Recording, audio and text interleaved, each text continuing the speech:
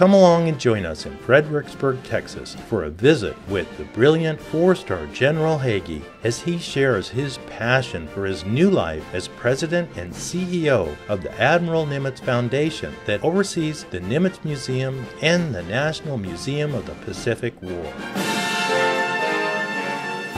We have the absolute pleasure of visiting with General Michael Hagee, who was the 33rd Commandant of the United States Marine Corps. You retired as a four-star general from the United States Marine Corps, former Commandant.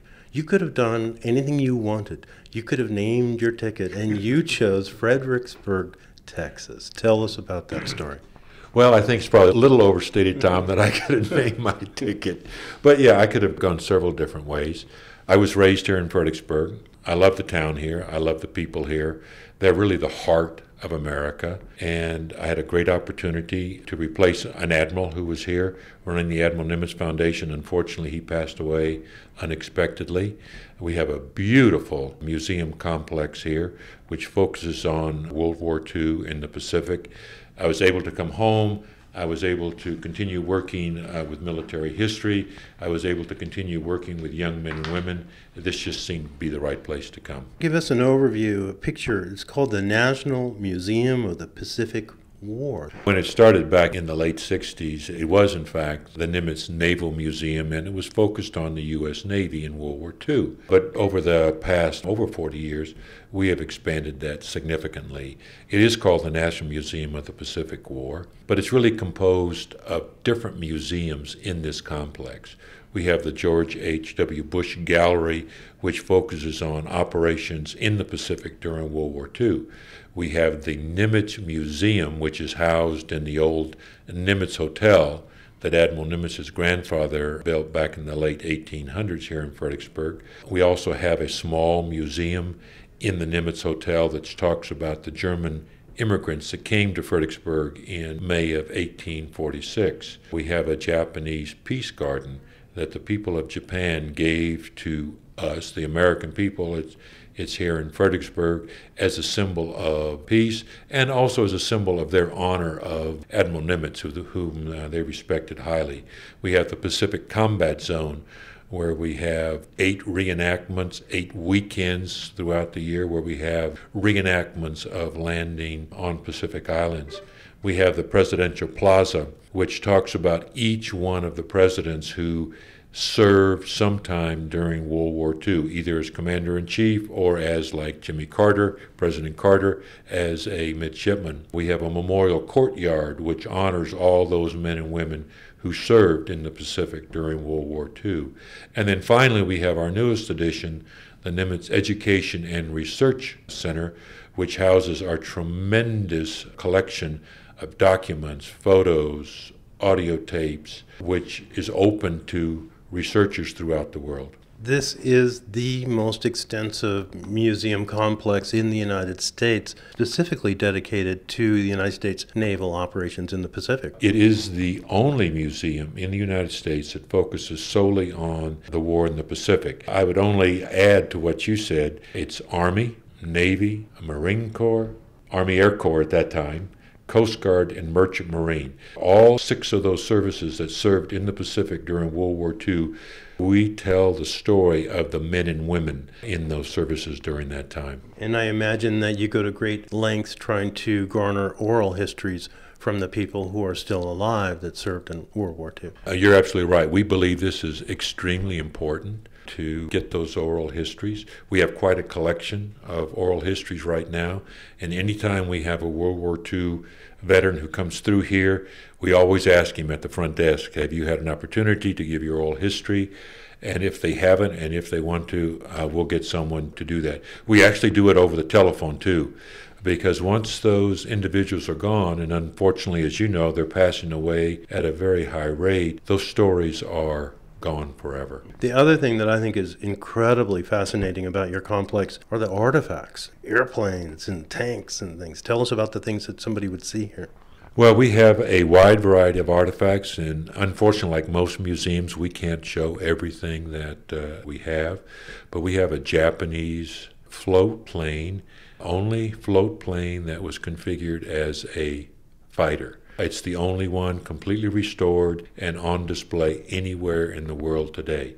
We have a Japanese mini midget submarine, an actual submarine that participated in the attack on Pearl Harbor on the 7th of December 1941, actually taken up out of the bottom, was used in a bond tour throughout the United States. We have a picture of it coming through Fredericksburg when they were raising money. We found it down in Florida. Only one on display, fully restored. I heard a story that you had, wasn't it a Japanese naval guy that was on board the submarine, or somebody that came back here and talked about it? Is that correct? That's absolutely correct. We've actually had veterans from both sides come here and tell their stories, and I think that's a very important point, Tom. This is not about a war between people. This is about what especially young men and women, Americans, did in a very critical time in our history, telling their story. We also try to tell what happened on the other side, some of the devastation that occurred, not only in Japan, but on the islands. And we've had Japanese come here and tell us stories about what happened to them. And that's all part of this education experience that we try to provide here. When you think of the museum and what you're doing here, what are you most proud of? What comes first to mind? What do you want to show off and showcase? I would say two things right now. When we reopened on the 7th of December last year, we had just gone through a big expansion and renovation, brought in a lot of high-tech displays, as I'm sure you have seen today. We brought a lot of World War II veterans here, and many of them, after they walked into the museum, they were there for 30 minutes or so, they had to leave. They said it was too real. It brought it all back.